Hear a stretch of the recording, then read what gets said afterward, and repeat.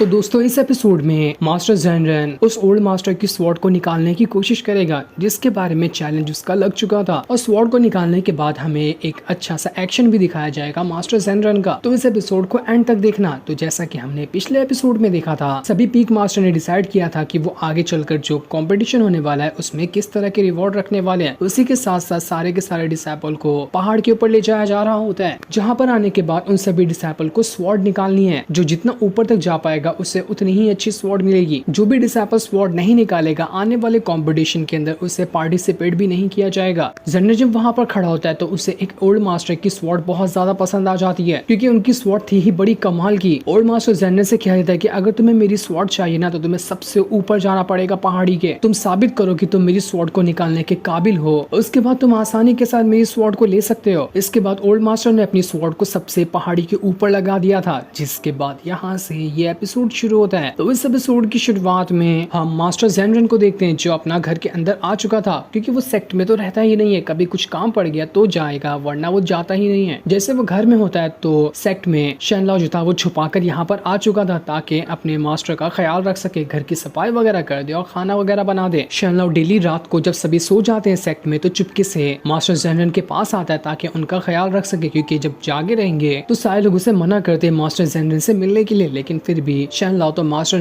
ज़ेनरेन से मिले बगैर रह नहीं सकता। इसे वो डेली आता है ताकि वो अपने मास्टर का ख्याल रख सके। साथ ही साथ वो यहाँ पर आने के बाद मास्टर ज़ेनरेन से कह रहा था कि ना मैं आपको एक छोटी सी बात बताना चाहता हूँ कि मेरे जो पीक मास्टर है मास्टर फेंग, वो बहुत बुरे इंसान नहीं है, वो अच्छे इंसान है। बस ये है उनका कि वो थोड़ा सा स्ट्रिक्ट है, इसलिए उन्होंने मुझे मना कर दिया कि मैं आपसे ना मिलूं। लेकिन मैं ऐसा थोड़ी ना कर सकता हूँ, मैं तो आपसे मिलकर ही रहूंगा चाहे कुछ भी क्यों ना हो जाए। मैं आपको यहाँ पर ये बताना चाहता हूँ कि आप ना अपने दिल में मास्टर फेंग के खिलाफ कोई भी बुराई ना डालें, क्योंकि वो बस बाहर से इतने गुस्से वाले दिखते हैं, अंदर से वो बहुत अच्छे इंसान है। यहाँ तक कि मैं तो उन्हें मास्टर तक भी नहीं कहता, मैं तो उन्हें सीनियर ब्रदर कहता हूँ। उन्होंने ही मुझसे चैलेंज लगाया था कि अगर मैं पहाड़ की चोटी पर जाकर एक अच्छी वाली स्वॉर्ड निकाल लूं तो उसके बदले मैं उन्हें सीनियर ब्रदर कह सकता हूँ, मुझे उन्हें मास्टर कहने की जरूरत भी नहीं पड़ेगी। और देखो मैंने उनका वो चैलेंज एक्सेप्ट करते हुए उसे पूरा भी कर लिया था। मैंने एक बहुत अच्छी वाली स्वॉर्ड निकाल ली थी, तो उसके बदले मैं अब अपने मास्टर को सीनियर ब्रदर कहता हूँ। और ये भी कहने पे वो बुरा नहीं मानते, वो इतने अच्छे इंसान। जितना मैंने आपको जाना है ना कि आपके पास इतना अच्छा टैलेंट और इतनी अच्छी कल्टीवेशन वगैरह की अंडरस्टैंडिंग है, तो मेरे ख्याल से जब लगता है कि आप और मास्टर फेंग जब आपस में मिलेंगे ना तो बिल्कुल परफेक्ट कॉम्बिनेशन लगेगा। ऐसा लगेगा कि आप भी एकदम अपनी कल्टीवेशन की नॉलेज में पीक पर हैं और मास्टर फेंग भी कल्टीवेशन नॉलेज के पीक पर होंगे। इसलिए बस यहाँ पर ये चाहता हूँ कि आप दोनों के बीच में ना एक अच्छी सी दोस्ती हो जाए। अगर दो बंदे मेरे साथ जो कि इतना ज्यादा टैलेंटेड है मेरा सपोर्ट करेंगे तो मेरा फ्यूचर कितना ज्यादा ब्राइट हो सकता है ना। इसलिए मैं आपको यहाँ पर रिक्वेस्ट करने के लिए आया हूँ कि आप बिना मेरे जो मास्टर फेंग है उनसे गुस्सा थूक दें,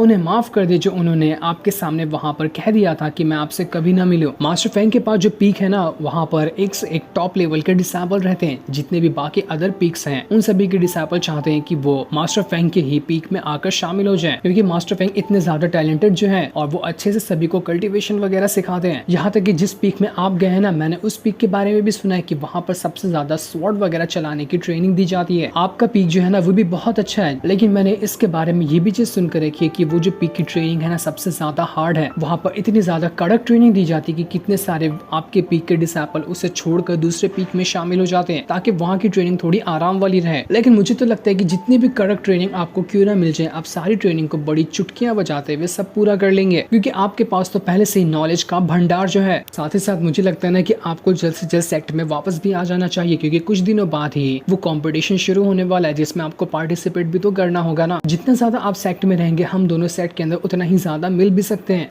लेकिन मास्टर ज़ेनरेन शेनलाओ से वहाँ पर कह देते हैं कि देखो यहाँ पर ना अपनी बेकार बातें बंद करो, मुझे कोई इंटरेस्ट नहीं है तुम्हारे मास्टर फेंग के अंदर, चाहे वो कितना ही अच्छा इंसान हो, चाहे कितना भी घटिया क्यों ना हो। मुझे उससे नफरत है, मैं उसकी शक्ल तक नहीं देखना चाहता। इसलिए आगे से ना मास्टर फेंग का नाम मेरे सामने मत लेना। आखिर वो अपने आप को समझता क्या है? क्या वो सबसे बड़ा सीनियर कोई सेंट वगैरह है क्या? ये सुनकर शेनलाओ भी काफी ज्यादा उदास हो जाता है कि अरे यार मास्टर ज़ेनरेन तो मेरे मास्टर फेंग को पसंद कर ही नहीं रहे। मुझे लगता है ना कि इसमें थोड़ा सा टाइम जाएगा, लेकिन एक ना एक दिन वो जरूर आएगा जब मास्टर मास्टर जेनरन भी मास्टर फेंग को पसंद करने लग जाएंगे। जिसके बाद शेनलॉ वहां से रिटर्न सेक्ट में जाने के लिए निकल रहा होता है क्योंकि सुबह होने वाली थी और सब लोग जाग ही नहीं वाले थे।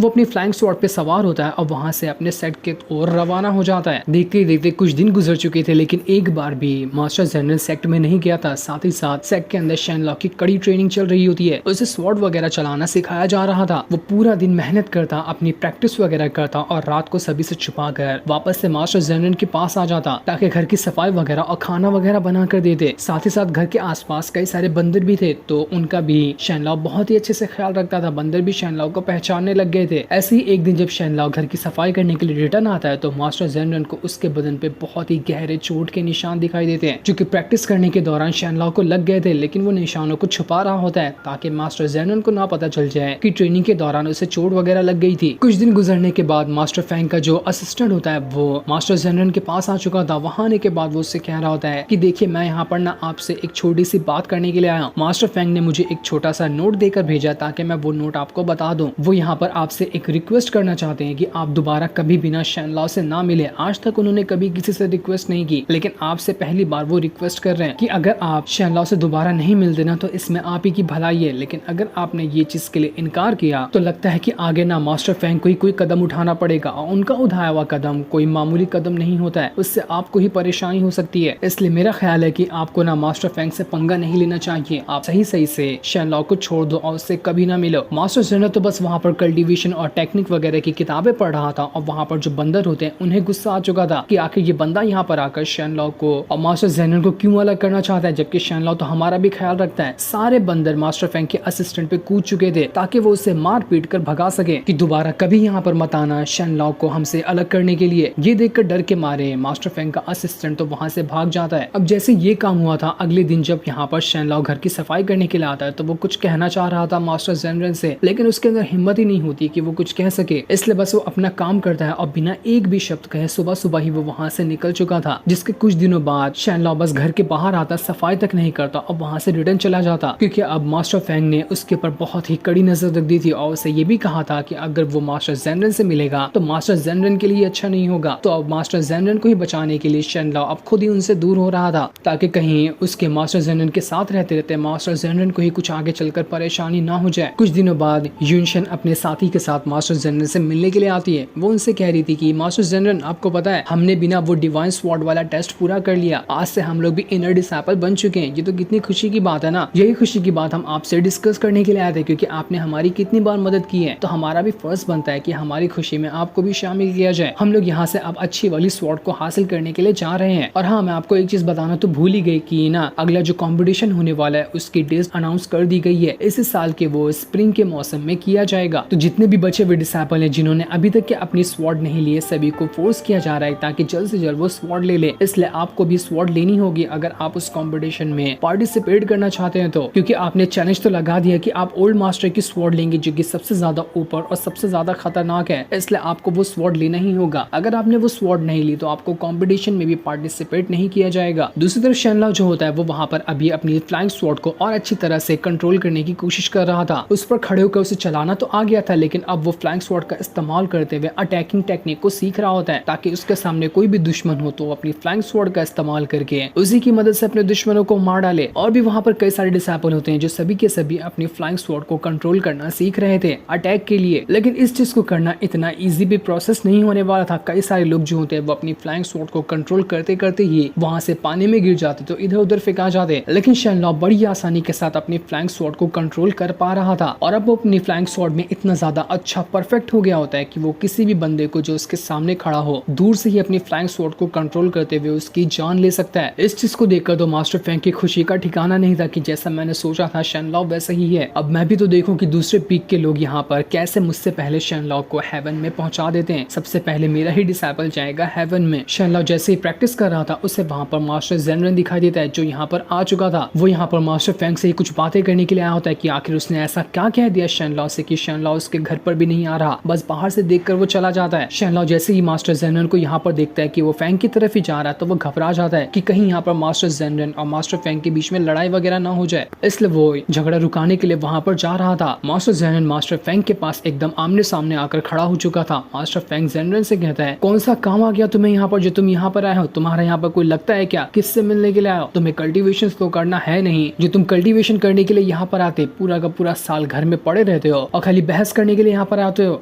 बताओ असल में तुम्हारी वजह क्या है यहाँ पर आने की? मास्टर जेनरन कहता है कि मेरी कोई भी वजह हो, तेरे से मतलब है क्या? तू बीच में ना वैसे भी बोला मत कर। शनलॉ मास्टर फेंग को समझाने की कोशिश करता है कि अरे अरे आप यहाँ पर ना बहस ना करें, लेकिन मास्टर फेंग तो उसे धक्का मारते हुए पीछे कर देता है। वो मास्टर जनरल से कहता है कि करीब आधा साल हो चुका है, आधे साल में तूने एक भी लेवल ब्रेक थ्रू किया क्या? लेवल ब्रेक थ्रू करने की बात ही छोड़ दे, तूने अभी तक के ना ओल्ड मास्टर को ये चैलेंज कर दिया था कि तू उसकी स्वॉर्ड निकालेगा, लेकिन तू अभी तक की स्वॉर्ड तक नहीं निकाल पाया। तेरे अंदर ऐसी क्या खासियत है जिसकी मदद से तू इतना ज्यादा एटीट्यूड दिखाता है? मैं दावे से कह सकता हूँ ना कि तेरे अंदर इतनी भी हिम्मत नहीं होगी कि तू जाकर ओल्ड मास्टर की वो स्वॉर्ड निकाल सके। बड़ा आया यहाँ पर ज्ञान देने वाला। तू अगर बहुत ज्यादा टैलेंटेड होता ना तो मैं खुद शनलॉ को तेरे पास भेज देता कि तू वहां पर भी जाकर तुझसे कुछ सीख सके, लेकिन तू खुद इतना बड़ा लेजी इंसान है कि तेरे साथ रहते रहते ना शनलॉ भी अपनी कल्टीवेशन करना छोड़ देगा और तेरा बस एक नौकर बनकर रह जाएगा। यही वजह है कि मैं शनलॉ को तुझे मिलने नहीं देता हूँ, तुझसे एकदम दूर करते जा रहा हूँ। जो सुनकर तो मास्टर जनरल को काफी ज्यादा गुस्सा आ चुका था। वो उससे कहता है आखिर तू जानता ही क्या है मेरे बारे में? तू ये कह रहा ना कि मैं यहाँ पर ओल्ड मास्टर की स्वॉर्ड को नहीं निकाल सकता। देख मैं तुझे यहाँ पर चैलेंज लगाता हूँ कि अभी के अभी मैं तुझे यहाँ पर ना ओल्ड मास्टर की स्वॉर्ड को निकाल कर दिखाऊंगा, और नहीं निकाल पाया ना तो मेरा नाम भी मास्टर जनरल नहीं। जो सुनकर मास्टर फेंग कहता है कि अगर बातें करने से ही ना लोगों की कल्टीवेशन बढ़ जाती तो आज कई लोग ना गॉड लेवल पे पहुंच चुके होते। बातें करने से कुछ नहीं होता, करके दिखाना पड़ता है। दोनों की बहस यहाँ पर काफी ज्यादा बढ़ती जा रही थी, इसलिए बाकी पीक मास्टर जो होते हैं उन लोगों को यहाँ पर आना पड़ता है। एक फीमेल पीक मास्टर वहां पर आकर मास्टर फेंग से कह रही थी कि ना आप यहाँ पर मास्टर जनरल को कुछ नहीं कह सकते, भले से वो घर पे रहें या फिर सेक्ट में रहें, वो अपनी कल्टीवेशन पावर बढ़ा रहे ना। हर एक की कल्टीवेशन पावर बढ़ाने का तरीका सेम नहीं होता, और वैसे भी मास्टर जनरल जो है वो आपके डिसाइपल थोड़ी है, वो मास्टर जनरल दूसरे पीक के मास्टर के डिसाइपल है। तो मास्टर जनरल जो भी यहाँ पर कुछ करे आपकी जिम्मेदारी नहीं बनती कि आप उन्हें कुछ टोके या उन्हें चैलेंज वगैरह लगाएं। जैसा मास्टर जनरल को सही लगेगा वो वही करेंगे। जिसके बाद अब देखते ही देखते हैं जिस पीक का डिसाइपल मास्टर जनरल है वहाँ का भी मास्टर आ जाता है। वो भी वहाँ पर आने के बाद कह रहा था कि मास्टर फेंग आपको ना मास्टर जनरल की बातों में दखल देने की कोई जरूरत नहीं है, मैं यहाँ पर हूँ ना, मैं जो भी मैटर रहेगा उसे सुलझा लूंगा। यहाँ पर झगड़ा करके कोई फायदा नहीं होने वाला है। जो सुनकर मास्टर फेंग के गुस्से का वहाँ पर ठिकाना नहीं रहता। वो कह रहा था ठीक है जैसा आप लोगों की मर्जी, मैं यहाँ पर किसी को जोर जबरदस्ती करने के लिए नहीं आया, जो बात मुझे सही लगी मैंने बस वो कह दिया। वो मास्टर जनरल से कहता है कि मैं भी देखता हूँ ना कि तू फ्यूचर में कितना ज्यादा आगे निकलता है, मैं लिख के देता हूँ तू क्या जैसा लूजर अभी है ना तू वैसा ही हमेशा रहेगा। और इतना कहने के बाद मास्टर फेंग वहाँ से शनलॉ के साथ जा चुका था। मास्टर जनरल को इतना ज्यादा गुस्सा आता है कि वो पूरे गुस्से के साथ अब पहाड़ी पर चढ़ना शुरू कर देता है। वो पहाड़ी की तरफ ही जा रहा था ताकि ओल्ड मास्टर की सबसे हाई लेवल वाली स्वॉर्ड को बाहर निकाल सके। उसके बाद वो सभी का यहाँ पर मुंह बंद कर देगा जो उसे यहाँ पर कमजोर समझ रहे हैं। मास्टर जनरल यहाँ पर कल्टीवेशन नहीं कर रहा क्योंकि उसे असकत लग रही है, वरना अगर वो कल्टीवेशन करे तो पूरे सेक्ट में उसके जितना पावरफुल। उसने तो अपनी आइडेंटिटी छुपा कर रखी ताकि किसी को भी उसके ऊपर शक ना हो, और लोग यहाँ पर उसे कमजोर समझ रहे हैं। इसी चीज से मास्टर जनरल को काफी ज्यादा गुस्सा भी आ चुका था। मास्टर जनरल के वहां से जाने के बाद दूसरा एक और मास्टर होता है जो खुद भी यहाँ पर मास्टर जनरल के ऊपर इंटरेस्टेड था। वो भी मास्टर जनरल को अपने पीक में शामिल करना चाह रहा था। फीमेल मास्टर दूसरे वाले मास्टर से कहती कि तुम तो वैसे भी एक नंबर के लूजर हो, तुम्हारे सेक्ट में तो सबसे घटिया लोग ही रहते हैं। मुझे पता है कि यही वजह से तुम मास्टर जनरल को अपना डिसाइपल बनाना चाह रहे होगे ताकि तुम्हारे पीक का भी नाम थोड़ा रोशन हो जाए, क्योंकि मास्टर जनरल भी कोई मामूली बंदा नहीं है। चलो चलो देखा जाएगा फ्यूचर में कि तुम क्या ही कुछ कर लेते हो। वैसे भी तुम मास्टर के नाम पर तो एक धब्बा ही हो। जो सुनकर तो उस बौने मास्टर को भी काफी ज्यादा गुस्सा आ चुका था कि आखिर इसने मेरे पीक की बेइज्जती कैसे कर दी। मास्टर जनरल जैसे जैसे आगे बढ़ा था उससे आसपास कई सारे लोग दिखाई देते हैं जो सभी अपना प्रैक्टिस कर रहे थे। वो यही बात को सोचते हुए जा रहा था कि लोग यहाँ पर मुझे कितना ज्यादा लूजर समझ रहे हैं। लेकिन चलो खैर कोई बात नहीं, जिसको जो समझना है समझने दो, मुझे किसी और के समझने से कोई फर्क नहीं पड़ता। लोगों को यहाँ पर क्या लगता है कि पावरफुल स्वॉर्ड को ही निकाल देना कोई बड़ी बात हो जाती है। पावरफुल स्वॉर्ड निकालने के बाद ही वो कंपटीशन में शामिल हो सकते हैं। बिल्कुल ही वाहियात तरीका है ये। इन लोगों को तो मैं अभी चाहूँ ना तो मैं चुटकियां बजाते हुए सबसे हाई लेवल की डिवाइन स्वॉर्ड भी निकाल सकता हूँ, लेकिन अपनी रियल आइडेंटिटी दिखाने का क्या ही फायदा। यहाँ पर मैं इतना सुकून से जी रहा हूँ तो मुझे उसी में जीने दो। मुझे अब इसी में मजा आ रहा है क्योंकि मैं वापस से कल्टीवेशन करके 4000 साल की फिर से हेवन में जाकर अटकना नहीं चाहता कि वापस से मेरा हेवन में जाने का सपना चूर चूर हो जाए। मास्टर जनरल के पास जो उसकी डिवाइन स्वॉर्ड थी जो उसने अपनी पुरानी वाली बॉडी के पास से ले ली थी वो वहाँ पर चमकने लगती है। वो यहाँ पर यह बताना चाह रही थी कि मैं तो आपके पास हूँ ही ना, आप मुझे ही दिखाकर सारे लोगों का मुंह बंद कर दो। इस स्वॉर्ड को देखकर ही लोग पागल से हो जाएंगे। लेकिन मास्टर जनरल कहता है नहीं, ऐसा नहीं हो सकता। मैंने ओल्ड मास्टर से कह दिया था कि मैं उसकी स्वॉर्ड निकालूंगा तो मुझे अब वही निकालना पड़ेगा। वैसे वैसे भी मैं तुम्हें लिखा करना लोगों का और ज्यादा शक अपनी तरफ अट्रैक्ट नहीं करना चाहता। तुम्हें देखकर लोग और ज्यादा गलत समझेंगे कि मैंने इस स्वॉर्ड को कहां से लेकर आया, इसलिए जब तक कि एकदम ज्यादा जरूरत नहीं पड़ेगी मैं तो तुम्हें बाहर नहीं निकालूंगा। इसके बाद ज़ेनरेन वहां पर आराम से उसी पहाड़ को चढ़ना शुरू कर देता है जिस पहाड़ की चोटी पर ओल्ड मास्टर की स्वॉर्ड रखी हुई है। इतना ऊपर वो आ चुका था लेकिन उसकी एक बार भी सांस नहीं फूली थी, मानो कि वो आराम से जमीन पर ही चल रहा है। जबकि अच्छे से अच्छा बंदा यहाँ तक के आने में थक कर बेहोश हो जाता है और मास्टर ज़ेनरेन बड़े आराम से यहाँ पर चलते जा रहा था। काफी ऊपर आने के बाद एक जगह पर उसे सिस्टर शियाओ दिखाई देती है जो यहाँ पर बैठकर अपना कल्टीवेशन कर रही थी। सिस्टर शियाओ की नजर जैसे ही वहाँ पर मास्टर ज़ेनरेन पे पड़ती है वो उसे देखकर कहती है कि क्या तुम ही मास्टर ज़ेनरेन हो? मैंने तुम्हारे बारे में सुना है। जिस पर मास्टर ज़ेनरेन कहता है हाँ तुम सही कह रही हो और मैं तुम्हारे बारे में भी काफी कुछ सुनकर रखा हूँ कि तुम इस सेट की बहुत ही ज्यादा टैलेंटेड डिसाइपल हो।